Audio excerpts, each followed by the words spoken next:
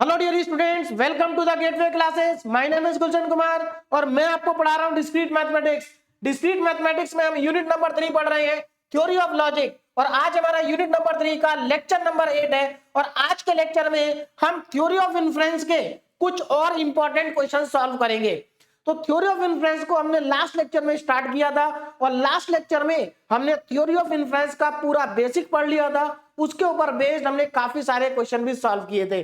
आज हम theory of inference के कुछ और इंपॉर्टेंट क्वेश्चन सॉल्व करेंगे।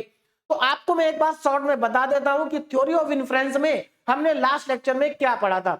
तो देखिए, थ्योरी ऑफ इन्फ्रेंस में क्या होता है, एक्चुअल में आपको एक आर्गुमेंट दिया होता है, यानी कि आपके पास जो थ्योरी ऑफ इन्फ्रेंस का क्वेश्चन आएगा उसके अंदर आपको क्या दिया होगा, आर्गुमेंट दिया होगा। और आपको ये प्रूव करना होगा कि वो आर्गुमेंट वैलिड है या नहीं है।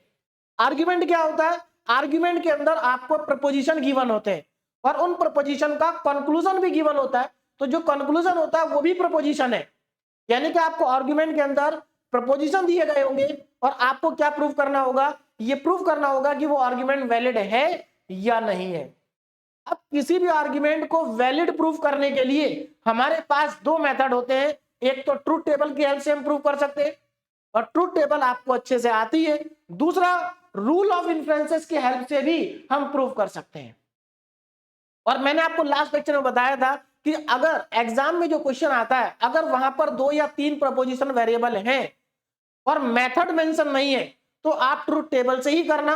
अगर प्रपोजिशन वेरिएबल 4, 5, 6, 7 उससे ज्यादा आते हैं, मतलब 3 से ज्यादा आते हैं, तो आप रूल ऑफ इन्फ्रेंसेस का यूज करेंगे, है ना, रूल ऑफ इन्फ्रेंसेस का यूज करेंगे। दूसरा, अगर एग्जाम में जो क्वेश्चन आता है वहां पर मेंशन है कि आपको रूल ऑफ इन्फ्रेंसेस से ही क्वेश्चन करना है, तो आप फिर उसी मेथड को लगाएंगे, उसके बाद आप ट्रूथ टेबल से नहीं करेंगे। बात समझ में आ गई? चलिए, अब रूल ऑफ इन्फ्रेंसेस हमारे पास टोटल 10 रूल्स होते हैं। ये सभी रूल्स आपको अच्छे से याद होने चाहिए। इनको बार बार लिखकर प्रैक्टिस करिएगा और इनको याद कर लेना। क्यों? क्योंकि एग्जाम में ये रूल कभी कभी डायरेक्ट भी पूछे जाते हैं। कई बार फाइनल एग्जाम में जो आपका यूनिवर्सिटी एग्जाम होता है वहां पर ये रूल्स पूछे गए। बात समझ में आ गई? चलिए, अब ये हमारे पास टोटल 10 रूल्स होते हैं। लास्ट लेक्चर में हम इनको सबको डिस्कस कर चुके हैं। जैसे हमारा यहाँ पर पहला रूल है एडिशन, उसके बाद सिंप्लीकेशन। तो अब मैं इनको एक्सप्लेन नहीं कर रहा हूं क्योंकि लास्ट लेक्चर में मैं इनको एक्सप्लेन कर चुका हूं और इनमें से एक दो का प्रूफ भी आपको करा चुका हूं। कंजक्शन हो गया, मॉडस पोनन हो गया, मॉडस टॉलन हो गया। देखो, ये जो है ना, ये जो रूल है ये एक्चुअल में अपने आप में वैलिड आर्गुमेंट है। क्या है ये? वैलिड आर्गुमेंट है। और मैंने आपको लास्ट लेक्चर में प्रूफ भी कराया था कि ये वैलिड आर्गुमेंट है। उसके बाद हाइपोथेटिकल साइलोगिज्म, है ना, डिसजंक्शन साइलोगिज्म, एब्जॉर्प्शन और लास्ट में कंस्ट्रक्टिव डिलेमा और डिस्ट्रक्टिव डिलेमा। ये टोटल हमारे पास 10 रूल्स ऑफ इन्फ्रेंसेस होते हैं। इनकी हेल्प से हम किसी भी आर्गुमेंट को प्रूव कर सकते हैं कि वो वैलिड है या नहीं है। लेकिन याद रखना, ये सब याद होंगे तभी आप कर पाएंगे। ठीक है, चलिए अब हम क्वेश्चन सॉल्व करते हैं। और हमारे पास आज का पहला क्वेश्चन है, test the validity of the following argument. देखिए, आर्गुमेंट आपको दो तरीके से दिए होते हैं क्वेश्चन में। एक तो आपको डायरेक्ट सिंबॉलिकल फॉर्म में दिया होता है और दूसरा आपको इस तरह से लैंग्वेज में दिया होगा। बात समझ में आ रही? अगर आपको डायरेक्ट सिंबॉलिकल फॉर्म में दिया है तब तो आसान हो जाता है, क्योंकि आपको उसमें कोई भी सिंबल या उसको सिंबॉलिक फॉर्म में पहले लिखना नहीं पड़ेगा। लेकिन अगर आपको क्वेश्चन लैंग्वेज में दिया होता है, जैसा कि यहां दिया है, तो आप इसको पहले सिंबॉलिक फॉर्म में कन्वर्ट करेंगे। और मैं आपको पहले भी बता चुका हूं कि यूनिवर्सिटी एग्जाम में जो क्वेश्चन आता है वहां पर 90% क्वेश्चन वो आते हैं जिसमें क्वेश्चन में लैंग्वेज लिखी होती है, यानी कि आपको पढ़ करके पहले इसको सिंबॉलिक फॉर्म में कन्वर्ट करना है और उसके बाद प्रूव करना है कि ये जो आर्गुमेंट है ये वैलिड है। तो मेरे ख्याल से आपको मेरी बात समझ में आ गई होगी। अब हम इस क्वेश्चन को स्टार्ट करते हैं। अब इस क्वेश्चन को मैं आपको 3 तरीके से करके दिखाऊंगा। अब आपको जो अच्छा लगे आप उस तरीके से कर लेना। मैं आपको पहले भी कह चुका हूं कि अगर आपके पास प्रपोजिशन वेरिएबल 2 या 3 है और क्वेश्चन में मेथड मेंशन नहीं है तो आप उस क्वेश्चन को ट्रूथ टेबल से ही करेंगे। ट्रूथ टेबल से गलती होने के चांसेस बिल्कुल नहीं है। बात समझ में आ गई?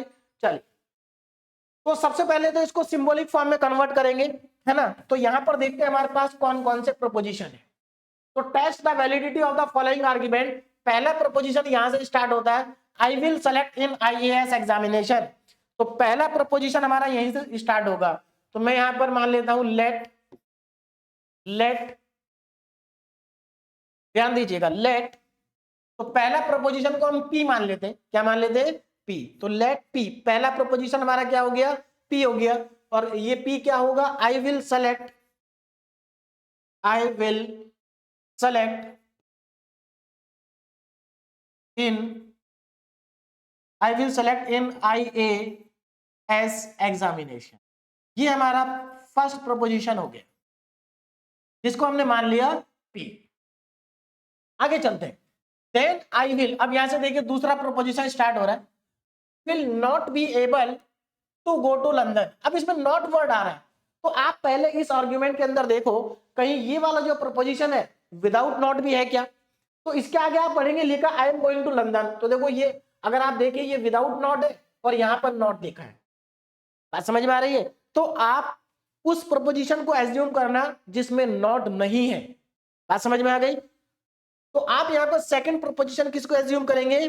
पी को। देखिए ऐसा नहीं है कि अगर आप इसको एज्यूम कर लेंगे तो गलत हो जाएगा, गलत तब भी नहीं होगा, फिर आपको इसको उल्टा एज्यूम करना पड़ेगा, है ना। तो यहाँ पर पी नहीं, सॉरी क्यू। तो सेकंड प्रोपोजिशन क्या मान लेते हैं? Proposition variable Q. Now Q क्या होगा? I am going to London. तो आई एम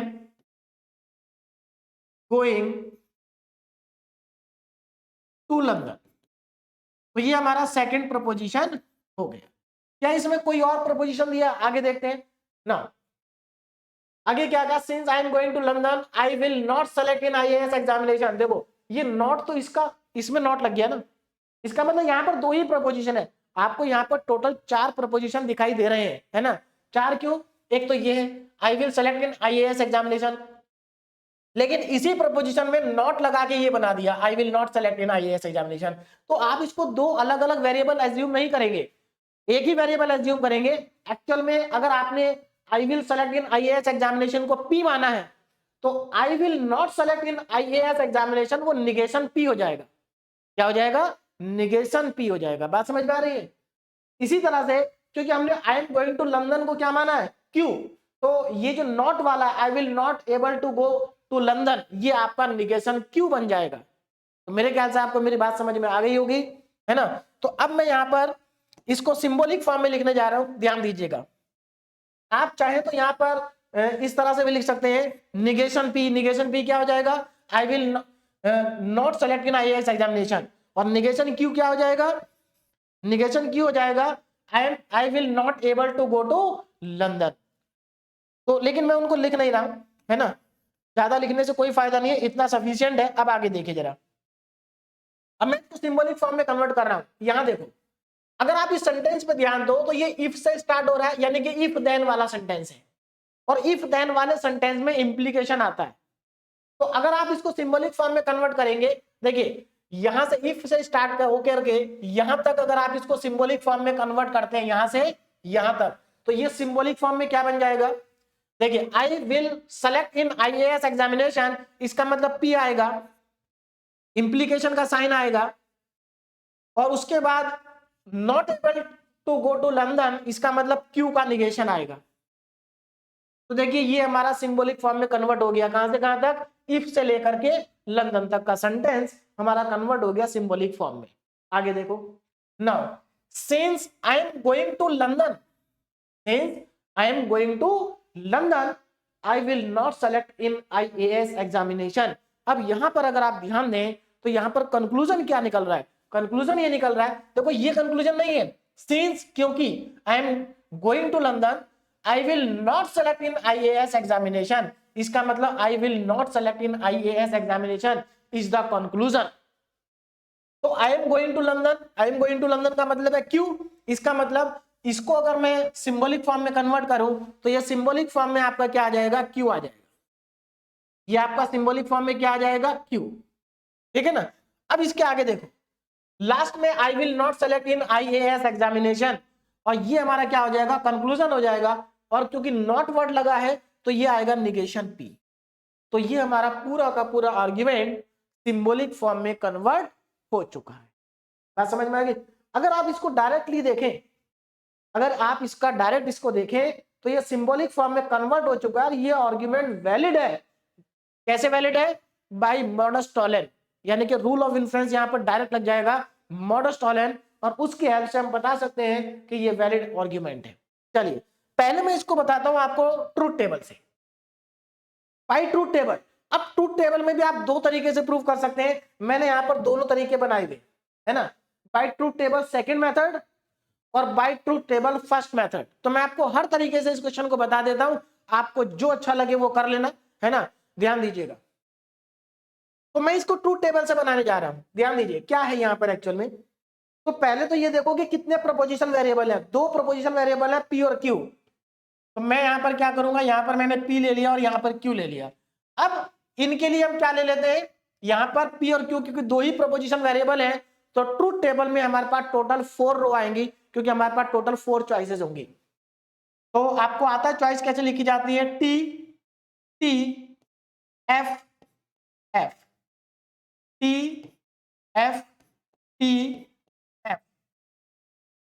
अब आगे बढ़ते हैं, देखो यहां पर निगेशन पी भी है और निगेशन क्यू भी है, तो एक काम करते हैं इन दोनों का निगेशन भी फाइंड कर लेते हैं।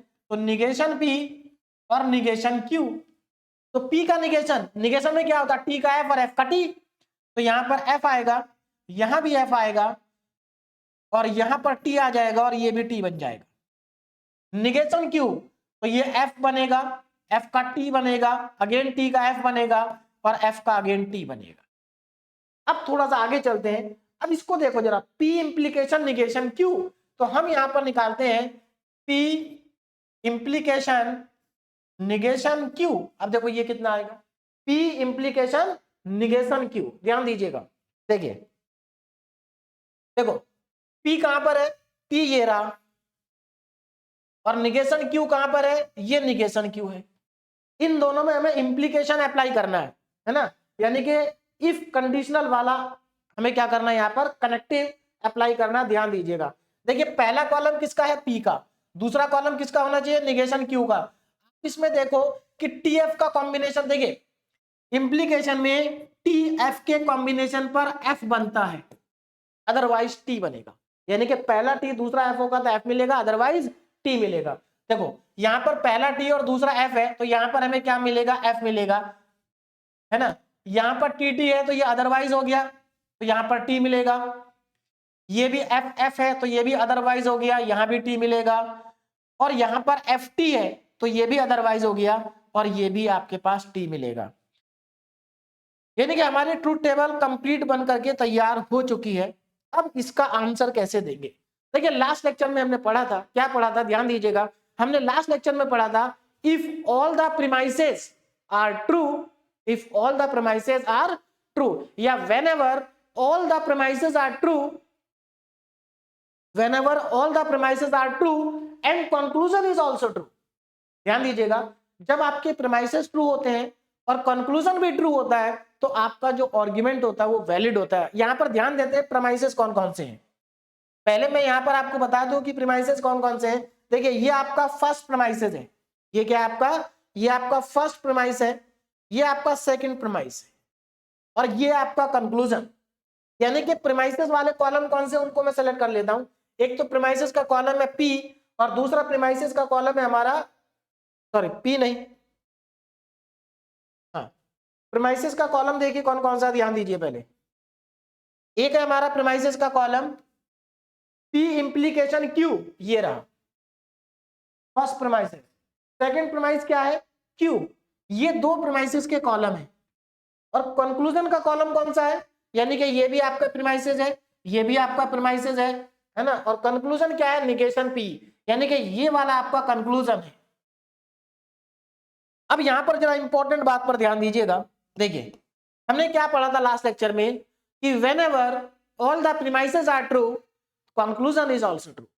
इसका मतलब अगर हमारे सारे प्रीमाइसेस ट्रू हैं और कंक्लूजन भी ट्रू है तो आपका जो आर्गुमेंट होगा वो वैलिड होगा। अब यहां पर ध्यान देते हैं, ये दो प्रीमाइसेस कहां कहां पर ट्रू है, देखो यहां तो ट्रू नहीं है, यहां पर ट्रू है, यहां पर भी दोनों ट्रू नहीं है और यहां पर भी दोनों ट्रू नहीं है। यानी कि हमारे पास एक ही केस है जहां पर हमारे दोनों प्रीमाइसेस ट्रू है। आपको बस ये देखना है कि आपके पास जितने भी प्रीमाइसेस दे रखे हैं, है ना, आपके पास जितने भी प्रीमाइसेस दे रखे हैं वो सभी प्रीमाइसेस कौन सी रो में ट्रू है। तो हमारे पास दो ही प्रीमाइसेस हैं और ये दोनों के दोनों इस रो में ट्रू है। ध्यान दीजिएगा, इस रो में दोनों ट्रू है, केवल आपको प्रीमाइसेस देखना और कुछ नहीं। तो इस रो में दोनों प्रीमाइसेस ट्रू है, तो जिस रो में दोनों प्रीमाइसेस ट्रू है उसी रो में आपको चेक करना है क्या आपका कंक्लूजन भी ट्रू है। अब जरा ध्यान से देखो, ये कंक्लूजन वाला टी है, देखो दोनों प्रीमाइसेस भी ट्रू है और कंक्लूजन भी ट्रू है। इसका मतलब ये हुआ कि आपका जो आर्गुमेंट है वो वैलिड है। अब आप लिखेंगे कैसे, आप यहां पर सिर्फ एक लाइन लिखेंगे, देखिए whenever premises are true, conclusion also true।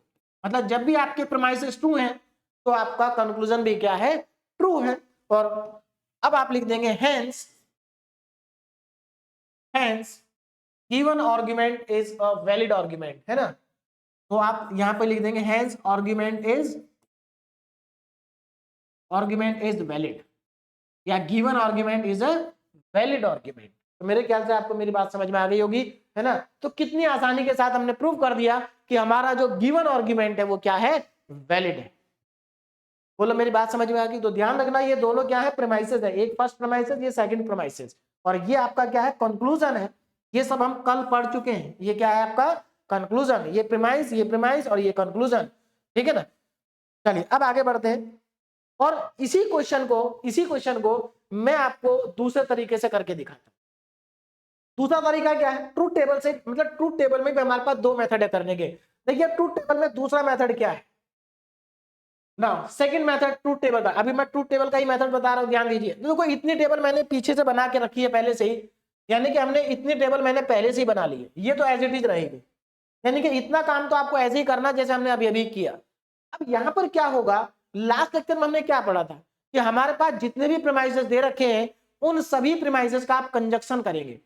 तो यहां पर हमारे पास दो प्रीमाइसेस है, एक तो पी इंप्लीकेशन क्यू और दूसरा क्यू, यानी कि एक प्रीमाइसेस ये है और दूसरा प्रीमाइसेस क्या है हमारे पास, पी इंप्लीकेशन क्यू और क्यू, और दूसरा प्रीमाइसेस है ये। हमें इन दोनों का क्या करना है, कंजक्शन करना है। क्या करना है, कंजक्शन करना है। ध्यान दीजिएगा दोनों का कंजक्शन क्या होगा, तो हमारा इन दोनों का कंजक्शन हो जाएगा पी इंप्लीकेशन निगेशन क्यू, है ना, पी इंप्लीकेशन निगेशन क्यू, इसका कंजक्शन करेंगे हम क्यू के साथ में, है ना, इसका कंजक्शन क्यू के साथ में कर देंगे। बोलो बात समझ में आ गई। ऐसा हम कर क्यों रहे हैं, देखिए हम इसलिए कर रहे हैं क्योंकि ये जो सेकंड मेथड है इसमें हम टोटोलॉजी बनाएंगे। क्या बनाएंगे, टोटोलॉजी। ध्यान दीजिएगा, देखिए किस तरह से लिखेंगे, above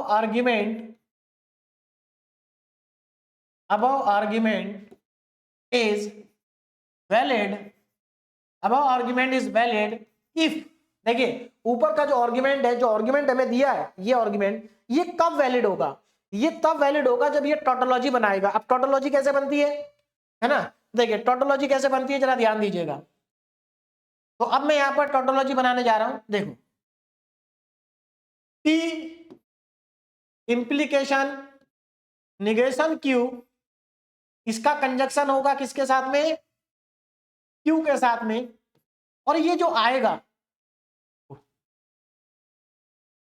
इसका कंजक्शन करेंगे क्यू के साथ में, और ये जो आएगा इस पूरे का इंप्लीकेशन आपको करना होगा कंक्लूजन के साथ में, और कंक्लूजन है निगेशन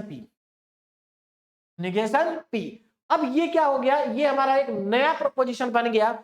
अगर ये टोटोलॉजी बना, देखिए अगर आपने ये प्रूव कर दिया कि ये टोटोलॉजी है तो आपका आर्गुमेंट वैलिड हो जाएगा।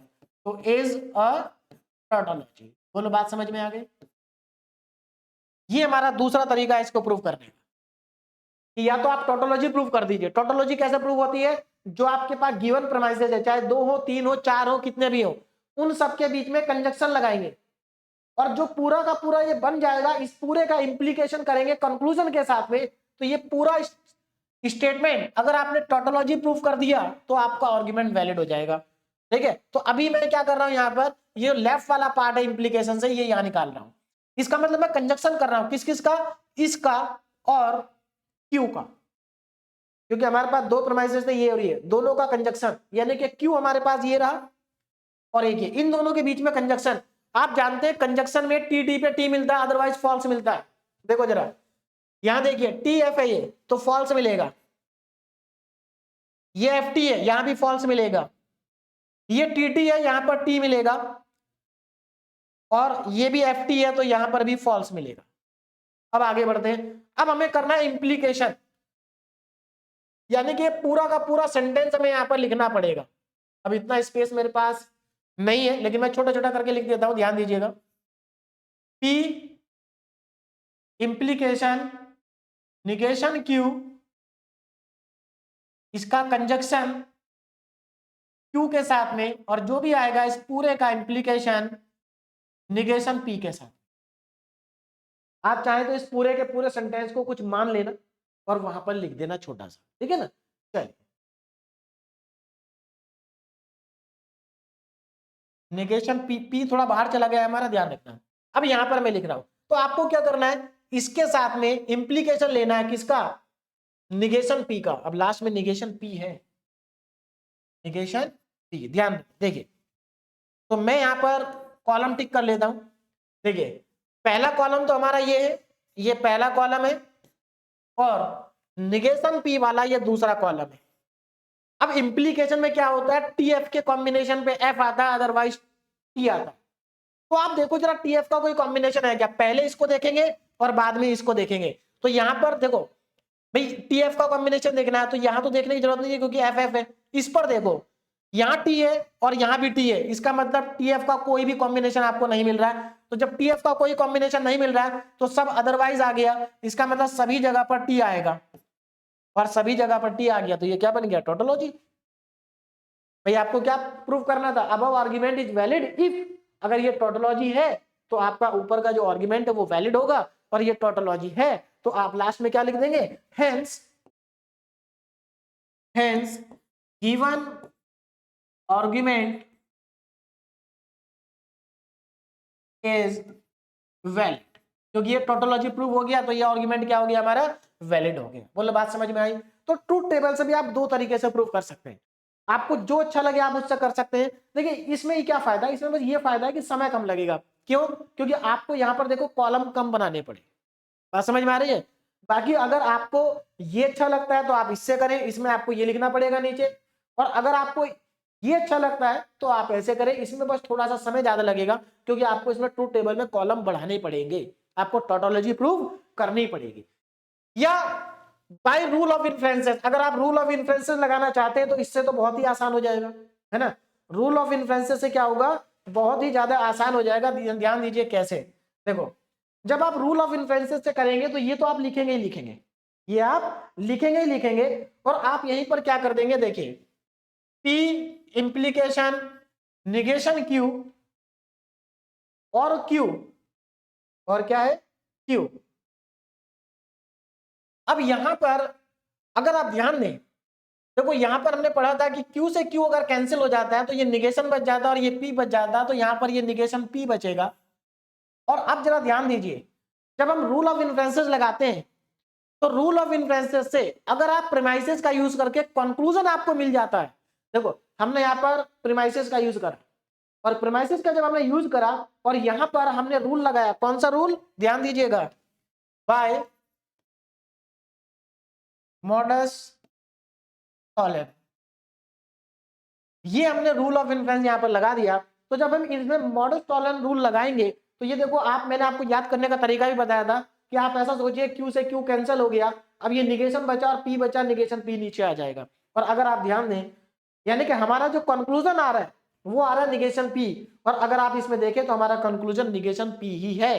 तो इसका मतलब आपको क्या करना है, अब आप यहां पर सीधे लिख देंगे,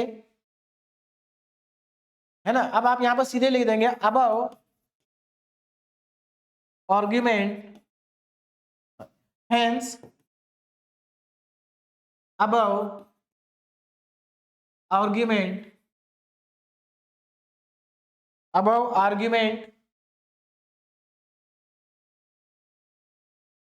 is a valid argument, है ना। above argument is a valid argument. तो हमारा जो ये आर्ग्यूमेंट है ये वैलिड आर्ग्यूमेंट है। कैसे? By modus tollens rule. मेरे ख्याल से आपको मेरी बात समझ में आ गई हो। तो सबसे आसान तरीका तो यही है, लेकिन इसमें प्रॉब्लम क्या है ना, इसमें कई बार आपको समझ में नहीं आएगा, है ना, मतलब समझ में नहीं आएगा। आपको जो रूल है ना वो 10 के 10 वो बहुत अच्छे तरीके से याद होने चाहिए, तभी आप इसको लगा पाओगे। दूसरी चीज, अगर मान लीजिए यही क्वेश्चन 7 मार्क्स में आ जाता, लॉन्ग क्वेश्चन में आ जाता है ना, तो लॉन्ग क्वेश्चन में अगर हम इतना सा सॉल्यूशन करेंगे तो बड़ा छोटा सा आपको भी लगेगा, है ना, आपके मन में भी डाउट रहेगा कि फुल मार्क्स मिलेंगे कि नहीं मिलेंगे। हालांकि फुल मार्क्स मिलेंगे क्योंकि ये कंप्लीट सॉल्यूशन है। बात समझ में आ रही है? लेकिन फिर भी अगर आपको कोई डाउट रहता है तो आप ट्रूथ टेबल वाले मेथड से करें, या तो इससे या इससे, इसमें कोई डाउट नहीं है। इससे 100% आपका क्वेश्चन क्या होगा, सही होगा। लेकिन बस इसका ड्रॉबैक यही है कि अगर प्रपोजिशन वेरिएबल ज्यादा हो गए तो ये मेथड बहुत लेंथी हो जाएगा। आगे चलते हैं और नेक्स्ट क्वेश्चन को सॉल्व करते हैं। अब यहां पर मैं एक ही तरीके से करूंगा, है ना, ट्रूथ टेबल के तरीके से। Now consider the following argument and determine whether it is valid और नॉट। चलिए चेक करते हैं वैलिड है या नहीं है। देखो, लेट देखिए ध्यान दीजिए, यहां से स्टार्ट हो रहा है पहला preposition, either I will get good marks और आई विल नॉट ग्रेजुएट। देखो यहां पर दो प्रपोजिशन हो गए, आई विल गेट गुड मार्क्स और आई विल नॉट ग्रेजुएट, लेकिन यहां पर नॉट है। आगे देखो यहां पर नॉट है, if I did not graduate I will go to Canada and I get good marks thus I would not go to Canada. चलिए पहले यहां पर स्टार्ट कर लेते हैं हम। पहला प्रपोजिशन में लेते हैं पी। पी को हमने क्या मान लिया, आई will get good marks, I will get good marks, है ना, आई विल गेट गुड मार्क्स। आगे बढ़ते हैं, आई will not graduate, I will not graduate, है ना। तो यहां पर देखो आई विल नॉट ग्रेजुएट है, ग्रेजुएट है ना, तो हम इसको पॉजिटिव ले लेते हैं, आई विल ग्रेजुएट, है ना। इफ, अब ध्यान देना, if I did not graduate, अब ये तो यही आ गया वापस, और I will not graduate, if I did not graduate, तो ये तो सेम आ गया। I will go to Canada, I will go to Canada. Next क्या है यहां पर प्रपोजिशन, नेक्स्ट प्रपोजिशन है I will go to Canada, है ना। तो यहां पर मैं आर ले लेता हूं, I will go to, I will go to Canada. आगे बढ़ते, I will go to Canada. Next देखो, आई गेट गुड मार्क्स, तो ये तो यही है, I will get good marks, same आ गया, रिपीट हो गया। Thus I would not go to Canada, ये भी सेम रिपीट हुआ। यानी कि यहाँ पर तीन ही वेरिएबल है हमारे पास, पी क्यू आर। अब इसको सिंबॉलिक फॉर्म में कन्वर्ट कर लेते हैं, ध्यान दीजिए कैसे। देखो यहाँ पर पहला प्रीमाइसेस क्या बनेगा, पहला प्रीमाइसेस हमारा यहां से यहां तक बन जाएगा, either I will get good marks और आई विल नॉट ग्रेजुएट। देखो बीच में और है तो कंजंक्शन डिसजंक्शन आएगा, तो I will get good marks के लिए आएगा पी, इसके लिए क्या आएगा, पी आएगा, और क्योंकि बीच में और है तो डिसजंक्शन का सिंबल आएगा। और उसके बाद है आई विल नॉट ग्रेजुएट, तो हमने आई विल ग्रेजुएट को क्यों माना था, तो यहां पर निगेशन क्यों आ जाएगा। तो ये हमारा क्या हो गया, फर्स्ट प्रीमाइसेस हो गया। सेकंड प्रीमाइसेस देखो, if I did not graduate, ठीक है, इफ, अब देखो इफ और देन वाला सेंटेंस आ गया, if I did not graduate, not graduate यानी कि निगेशन क्यों, if I did not graduate I will go to Canada, तो I will go to Canada को क्या माना हमने, आर माना है, तो यहां पर इंप्लीकेशन का सिंबल आएगा और यहां पर आ जाएगा आर, क्योंकि ये इफ और देन वाला सेंटेंस हो गया। आई गेट गुड मार्क्स, अब आई गेट गुड मार्क्स के लिए हमने क्या मान रखा है, पी मान रखा है, तो यहां पर हमारे पास आ जाएगा पी। आगे बढ़ते हैं, आई गेट गुड मार्क्स, तो यहां तक तो हमारे क्या हो गए, ये प्रीमाइसेस हो गए। कितने प्रीमाइसेस हो गए, चेक करिए। देखो हमारे पास प्रीमाइसेस हो गए हैं 3, ये हमारा फर्स्ट प्रीमाइसेस, ये सेकंड प्रीमाइस और ये थर्ड प्रीमाइस, और इसके बाद अब आएगा कंक्लूजन। अब कंक्लूजन देखो जरा क्या है, कंक्लूजन में हमारे पास आ रहा है 10 के बाद कंक्लूजन है I would not go to Canada, तो I would not go to, इसमें नॉट लगा दो यानी कि निगेशन आर। कंक्लूजन क्या है, निगेशन आर है और अब हमें ये प्रूव करना है कि ये आर्गुमेंट वैलिड है या नहीं है।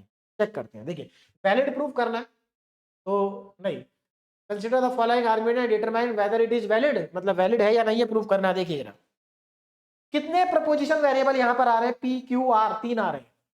तो यहाँ पर मैं पी ले लेता हूँ, यहाँ पर क्यू ले लेता हूँ, यहाँ पर आर ले लेता हूँ। पहले हम इनके टोटल रो बना लेते हैं। तो 4 बार टी आएगा, 1 2 3 4, फिर 4 बार फॉल्स आएगा, 1 2 3 और 4, 2 बार ट्रू, 2 बार फॉल्स, फिर 2 बार टी और 2 बार फॉल्स ना, 1 बार टी 1 बार फॉल्स, 1 बार टी 1 बार फॉल्स, 1 बार टी 1 बार फॉल्स, 1 बार टी 1 बार फॉल्स। अब इसके आगे बढ़ते हैं। देखो यहां पर किसी का निगेशन चाहिएगा। देखो Q का भी निगेशन है और R का भी निगेशन है, तो मैं यहां पर पहले Q का निगेशन और R का निगेशन फाइंड कर लेता हूं। देखो Q का निगेशन, इसका निगेशन लिखो।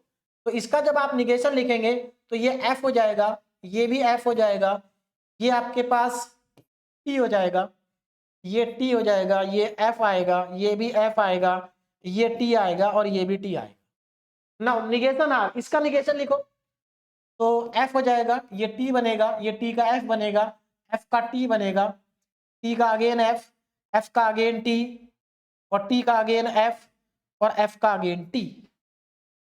और आगे बढ़ते हैं। अब क्या करें, देखो अब हम यहां पर कैलकुलेट करते हैं अपना P disjunction negation Q।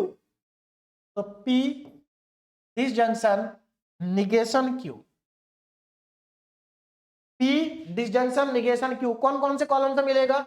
P तो ये रहा फर्स्ट कॉलम और निगेशन Q ये रहा। इन दोनों में डिसजंक्शन लगाना है। आप जानते हैं डिसजंक्शन में एफ एफ पर एफ मिलता है, अदरवाइज टी मिलता है। तो यहां पर देखो इन दोनों कॉलम में एफ एफ कहां पर है? यहां पर नहीं है, यहां पर भी नहीं है, यहां पर भी नहीं है, यहां पर है। तो एक तो यहां आपको एफ मिलेगा, है ना, P निगेशन Q, मैं कहां पर देख रहा हूं, हाँ P निगेशन Q चाहिए ना। हाँ तो एफ एफ यहां नहीं है, यहां नहीं है, यहां पर भी नहीं है, यहां पर एफ एफ है, फिर यहां पर भी एफ एफ है, तो इसके नीचे भी एक एफ और मिलेगा और उसके बाद कोई नहीं, बाकी सब अदरवाइज हो गए। तो टी आएंगे सब में, टी टी। आगे बढ़ते हैं। अब और क्या चाहिए? अब निगेशन क्यू इंप्लीकेशन आर चाहिए। निगेशन क्यू इंप्लीकेशन आर चाहिए। बोले बात समझ में आ गई? निगेशन क्यू कहां पर है? निगेशन क्यू ये रहा, यानी कि निगेशन क्यू वाला हमारा पहला कॉलम होगा और आर आर ये रहा, इसको हम दूसरा कॉलम मानेंगे। अब हमें यहाँ पर टीएफ का कॉम्बिनेशन देखना, ध्यान रखना पहला इधर और दूसरा इधर। तो टीएफ का कॉम्बिनेशन देखो, यहां तो नहीं है, यहां भी नहीं है, यहां भी नहीं है टीएफ का कॉम्बिनेशन, यहां पर भी नहीं है, हाँ यहां पर है ना, ये रहा टी और एफ, तो यहां पर टीएफ पर एफ मिलेगा। निगेशन क्यू और आर, निगेशन क्यू और आर, ये रहा टीएफ है ना, टीएफ। बाकी लास्ट में भी देखो टीएफ है, ये टी और एफ, तो यहां पर भी हमें एफ मिलेगा, अदरवाइज सभी टी मिलेंगे। तो ये भी टी है, ये भी टी है, ये भी टी है, ये भी आपका टी है, ये भी टी है और ये भी टी है। अब इसमें आप देखो कि कंक्लूजन कौन कौन से थे, सॉरी प्रीमाइसेस कौन कौन से हैं और कंक्लूजन कौन कौन से हैं। तो 3 प्रीमाइसेस हैं, एक तो पी डिसजंक्शन निगेशन क्यू, ये है एक तो प्रीमाइसेस, ये पहला प्रीमाइसेस है। निगेशन क्यू आर, ये हमारा दूसरा प्रीमाइसेस है। उसके बाद पी, ये हमारा तीसरा प्रीमाइसेस है। ये क्या है? Third premises. तो 3 प्रीमाइसेस हमारे पास यहां पर है, P1 P2 और P3। अब ऐसी रो को आपको सेलेक्ट करना है जिसमें ये तीनों ट्रू हो। तो ऐसी कौन सी रो है जहां पर ये तीनों ट्रू हैं? देखिए अगर आप फर्स्ट रो को ध्यान से देखें तो फर्स्ट रो में तीनों प्रीमाइसेस ट्रू हैं। तो मैं एक काम करता हूं, फर्स्ट रो में तीनों प्रीमाइसेस ट्रू हैं, तो मैं यहां पर बॉक्स बना देता हूं। देखो ध्यान से देखो, इस रो में तीनों के तीनों प्रीमाइसेस ट्रू है, आप चेक करके देख सकते हैं। देखो तीनों में चेक करो, देखो ये वाला भी ट्रू है, ये वाला भी ट्रू है और ये भी ट्रू है, तीनों प्रीमाइसेस ट्रू हैं। अब आपको क्या करना है? अब कंक्लूजन पे जाओ। कंक्लूजन क्या है? निगेशन आर, ये आपका कंक्लूजन है।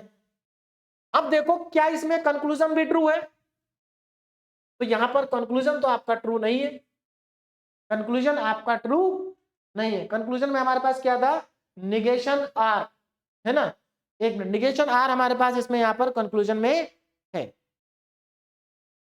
तो यहां से हमें क्या पता चल रहा है कि whenever premises are true conclusion is not true। अब आप ध्यान दीजिए, यहां पर हमारे पास जो प्रीमाइसेस हैं तीन, P, डिसजंक्शन निगेशन Q और निगेशन Q इंप्लीकेशन R, और तीसरा हमारे पास प्रीमाइसेस है T।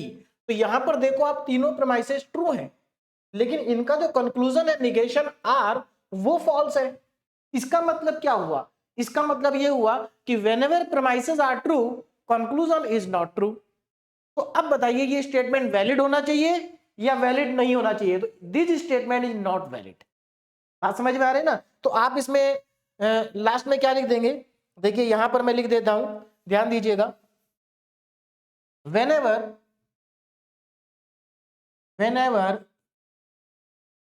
premises are true, whenever premises are true conclusion, whenever premises are true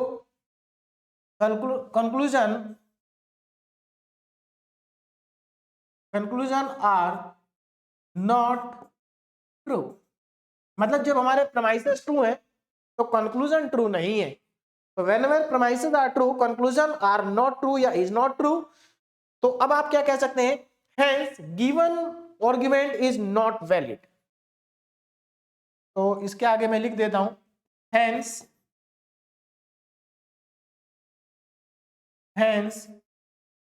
argument is not valid. तो ये आर्गुमेंट वैलिड नहीं है। तो मेरे ख्याल से आपको मेरी बात समझ में आ गई होगी कि this argument is not valid. अच्छा, अगर कुछ स्टूडेंट चाहते हैं कि हम इसको टोटोलॉजी बना के करेंगे, तो देखिए जो टोटोलॉजी वाला मेथड है ना, वो मैक्सिमम स्टूडेंट उसी को प्रीफर करते हैं, क्योंकि उसमें कहीं ना कहीं कुछ सोचना नहीं होता, सिर्फ टोटोलॉजी बनानी है, अगर बन गई तो वैलिड है, नहीं बनी तो वैलिड नहीं है। तो अगर आप इसमें टोटोलॉजी बनाएंगे तो आपको क्या करना होगा, इसी ट्रूथ टेबल में कॉलम को बढ़ा लेंगे और ये जो तीनों प्रीमाइसेस हैं इन तीनों का कंजक्शन लेंगे। तो देखो जब आप इन तीनों का कंजक्शन लोगे ना, तो यहां पर देखो तीनों प्रीमाइसेस ट्रू है, तो इनका कंजक्शन भी ट्रू आएगा, है ना, इनका कंजक्शन भी ट्रू आएगा, इन तीनों का यहां पर भी और यहां पर भी ट्रू आएगा, बाकी सभी जगह फॉल्स आएगा। यानी कि ऊपर वाले तीनों ट्रू आएंगे और नीचे वाले 5 फॉल्स आएंगे जब आप तीनों का कंजक्शन करोगे। और कंजक्शन करने के बाद आपको इंप्लीकेशन लेना होगा निगेशन आर के साथ में।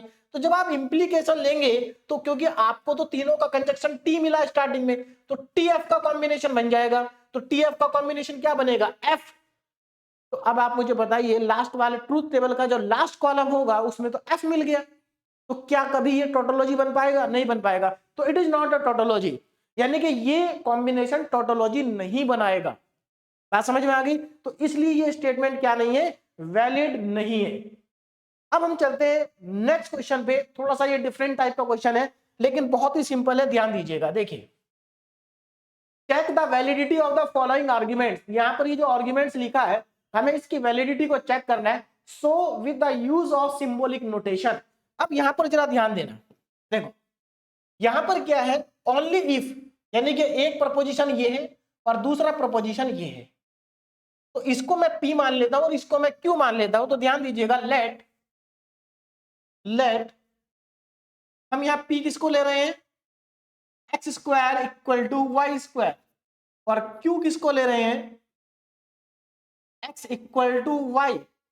और यानी कि दो ही प्रोपोजिशन है यहां पर। अब देखो ये Q रिपीट हो गया यहां पर, और ये यहां पर कंक्लूजन क्या है, कंक्लूजन P ही है आपका। तो अगर मैं इसको सिंबॉलिक फॉर्म में लिखूं तो कैसे लिखा जाएगा, ध्यान दीजिए। देखिए ओनली इफ देन वाला कॉम्बिनेशन यहां पर बन रहा है, तो ये क्या बनेगा, P इंप्लीकेशन Q, और दूसरा प्रेमाइस, ये फर्स्ट प्रेमाइसिस हो गया हमारा, और सेकंड प्रेमाइसिस क्या है, x इक्वल टू वाई। इसका मतलब सेकंड प्रेमाइसिस है हमारा Q, और इसका कंक्लूजन क्या है, इसका कंक्लूजन है P। कंक्लूजन क्या है, P है। तो यहां पर हमारे पास दो प्रेमाइसिस हैं, एक प्रेमाइसिस तो ये रहा फर्स्ट, और दूसरा प्रेमाइसिस ये रहा सेकंड, और ये हमारे पास है कंक्लूजन। ये क्या है, कंक्लूजन है। अब देखिए इसको प्रूव करते हैं कि ये वैलिड है या नहीं है। वैसे तो यहीं से आपको दिखाई दे रहा होगा कि ये वैलिड है, लेकिन चलिए फिर भी चेक करते हैं, है ना, क्या ये वैलिड है या नहीं है। चलिए चेक कर लेते हैं, क्योंकि शायद इसमें थोड़ा सा कुछ गड़बड़ है, ध्यान दीजिएगा इधर। देखो तो हमारे पास P और यहां पर आ गया Q, पहले इनके कॉम्बिनेशन बना लेते हैं। तो 2 बार T 2 बार false, T F T F T F T F, ये तो हमारे कॉम्बिनेशन आ गए। अब जरा ध्यान दो यहाँ पर, तो ये P और Q हो गया। अब ना प्रीमाइसेस पे ध्यान दो, Q है तो एक प्रीमाइसेस तो ये रहा Q। Next P implication Q, तो मैं यहाँ पर P इंप्लीकेशन Q निकाल लेता हूं। P इंप्लीकेशन Q, तो यहाँ पर TF का कॉम्बिनेशन देखो, ये रहा TF का कॉम्बिनेशन, तो TF के कॉम्बिनेशन पे F मिलेगा, अदरवाइज T मिलेगा। तो ये हमें मिल गए T। आगे बढ़ते हैं, तो P इंप्लीकेशन Q आ गया। अब जरा ध्यान दो, प्रीमाइसेस कौन कौन से, एक प्रीमाइसेस तो Q है और एक प्रीमाइसेस ये है। तो अब मैं इसको टोटोलॉजी वाले मेथड से करा देता हूं, ध्यान दीजिएगा। देखो वैसे तो आप यहीं से अगर इसको चेक करेंगे तो यहां से भी आपको पता चल जाएगा। देखिए यहां पर देखो, ये दोनों प्रीमाइसेस ट्रू है तो कंक्लूजन भी ट्रू है। यहां पर देखो ये दोनों प्रीमाइसेस ट्रू है लेकिन कंक्लूजन फॉल्स है। कंक्लूजन क्या है, फॉल्स है। और थोड़ा सा आगे बढ़ते हैं और इस पर ध्यान देते हैं। देखिए जरा, अब मैं क्या कर रहा हूं, यहां पर दोनों प्रीमाइसेस का कंजक्शन ले रहा हूं। P implication Q, P implication Q, इसका कंजक्शन लेंगे Q के साथ में। तो देखो कंजक्शन में क्या मिलता है, T पे T मिलेगा, अदरवाइज फॉल्स मिलेगा। तो ये फॉल्स हो गया, ये T हो गया, ये फॉल्स हो गया। अब क्या करना है, अब टोटोलॉजी बनानी है। टोटोलॉजी कैसे बनेगी, आप इसका इंप्लीकेशन लेंगे कंक्लूजन के साथ में, यानी कि P के साथ में। तो देखिए क्या आ जाएगा, P इंप्लीकेशन Q और इसका कंजक्शन Q के साथ में, इसका कंजक्शन Q के साथ में, और जो आएगा उसका कंक्लूजन P के साथ में, क्योंकि उसका इंप्लीकेशन कंक्लूजन के साथ में P। तो इसका मतलब हमारा पहला कॉलम ये है, ये फर्स्ट कॉलम इसको लेना है और सेकंड कॉलम P को लेना है और यहां पर इंप्लीकेशन देखना है, यानी कि TF का कॉम्बिनेशन। तो TF का कॉम्बिनेशन यहां पर भी नहीं है, यहां पर भी नहीं है। देखो यहां पर TF का कॉम्बिनेशन मिल रहा है, इसका मतलब ये F है, अदरवाइज T है। तो ये तो टोटोलॉजी बन ही नहीं रहा, यानी कि again it is not a valid argument. और आप देखो, आप टोटोलॉजी नहीं भी बनाए तो स्टार्टिंग के 3 कॉलम से आपको पता चल जाएगा कि ये वैलिड नहीं है। क्यों, क्योंकि देखो ये दोनों प्रीमाइसेस ट्रू है, ये ट्रू है, यहां तो ठीक है, लेकिन यहां पर देखो दोनों प्रीमाइसेस ट्रू है लेकिन कंक्लूजन फॉल्स है, क्योंकि ये क्या था, हमारा कंक्लूजन था। तो यहां पर आप देख सकते हैं कंक्लूजन फॉल्स है, प्रीमाइसेस ट्रू है, कंक्लूजन क्या है, फॉल्स है। इसका मतलब it is not a valid argument. तो आप यहां पर लिख सकते थे कि ये आर्गुमेंट वैलिड नहीं है। क्यों, whenever premises are true conclusion is not true. लेकिन फिर भी हमने टोटोलॉजी बनाया, तो आप टोटोलॉजी को भी देख सकते हैं, टोटोलॉजी नहीं बन रही है, इसका मतलब ये आर्गुमेंट वैलिड नहीं है। अगर आप यहां पर रूल ऑफ इन्फ्रेंसेस अप्लाई करते हैं, उसके अकॉर्डिंग भी ये ट्रू नहीं है। क्यों, उसके अकॉर्डिंग ट्रू इसलिए नहीं है क्योंकि यहां पर ये Q से Q अगर कैंसिल होगा तो यहां पर एक्चुअल में क्या होना चाहिए था, निगेशन Q होना चाहिए था। ये इसको यहां पर क्या होना चाहिए था, निगेशन Q। अगर ये निगेशन Q होता और यहां पर निगेशन P होता तो ये वैलिड हो जाता। इसका मतलब इसमें कोई भी रूल इन्फ्रेंसेस का अप्लाई नहीं हो पा रहा है, तो ये आर्गुमेंट हमारा वैलिड नहीं है। तो देखिए, क्योंकि हमने इसको टोटोलॉजी से प्रूव किया है, तो जब हम किसी भी स्टेटमेंट को टोटोलॉजी से प्रूव करते हैं तो कैसे लिखते हैं, आप यहां पर लिखेंगे above argument is valid if P implication Q, conjunction Q, और ये जो पूरा आएगा इसका इंप्लीकेशन P के साथ is not a above argument is valid if is a tautology. अगर ये टोटोलॉजी होगा तभी ये आर्गुमेंट हमारा क्या होगा, वैलिड होगा। क्योंकि ये टोटोलॉजी नहीं है तो आप लिख देंगे हेंस, अब ये क्योंकि टोटोलॉजी नहीं है ना, तो आप क्या लिखेंगे, P इंप्लीकेशन Q इसका कंजक्शन क्यू के साथ में और इसका इंप्लीकेशन पी के साथ में इज नॉट अ टोटोलॉजी। ये टोटोलॉजी नहीं है ना, टोटोलॉजी नहीं है। तो आप आखिरी में लिख देंगे hence it is not a tautology. तो ये टोटोलॉजी नहीं है। तो मेरे ख्याल से अब आपको ये क्वेश्चन समझ में आ गया होगा, ठीक है ना। तो इस तरह से चाहे कोई भी क्वेश्चन आ जाए, आपको कुछ नहीं करना है। जनरली एग्जाम में 2-3 वेरिएबल के ही क्वेश्चन आते हैं, तो आप ट्रूथ टेबल से कर सकते हैं। टोटोलॉजी वाला मेथड अगर आपको अच्छा लगता है तो आप टोटोलॉजी बना के कर सकते हैं, नहीं तो आप बिना टोटोलॉजी बनाए भी बता सकते हैं कि आर्गुमेंट वैलिड होगा या नहीं होगा। रही बात रूल ऑफ इन्फ्रेंसेस की, तो रूल ऑफ इन्फ्रेंसेस वाला मेथड आप तभी लगाना जब आपको क्वेश्चन में कहा गया हो या नंबर ऑफ वेरिएबल्स ज्यादा हो। तो मेरे ख्याल से अब आपको बात समझ में आ गई होगी। अब यहाँ पर मैंने कुछ इंपॉर्टेंट क्वेश्चन लिखे हैं। ये सभी क्वेश्चन बहुत इंपॉर्टेंट है, इनका सॉल्यूशन आपको मिल जाएगा, लेकिन आप इनको पहले अपने आप ट्राई करें। ये सब वो क्वेश्चन है जो यूनिवर्सिटी एग्जाम में पूछे जा चुके हैं। आज जो क्वेश्चन मैंने कराए हैं वो भी यूनिवर्सिटी एग्जाम में इससे पहले आ चुके हैं, ठीक है ना। तो आज सारे क्वेश्चन वही हैं जो यूनिवर्सिटी एग्जाम में आ चुके हैं। तो यहाँ पर टोटल 5 क्वेश्चन है, इनको आप ट्राई करें। अब इसके बाद हम स्टार्ट करेंगे एल्जेब्रिक स्ट्रक्चर। इस यूनिट का एक लेक्चर बचता है जो एल्जेब्रिक स्ट्रक्चर के बाद में आएगा, ठीक है ना। तो अभी हम एल्जेब्रिक स्ट्रक्चर स्टार्ट करेंगे। आप ये क्वेश्चन प्रैक्टिस करिए, इंपॉर्टेंट क्वेश्चन है। Okay, thank you very much.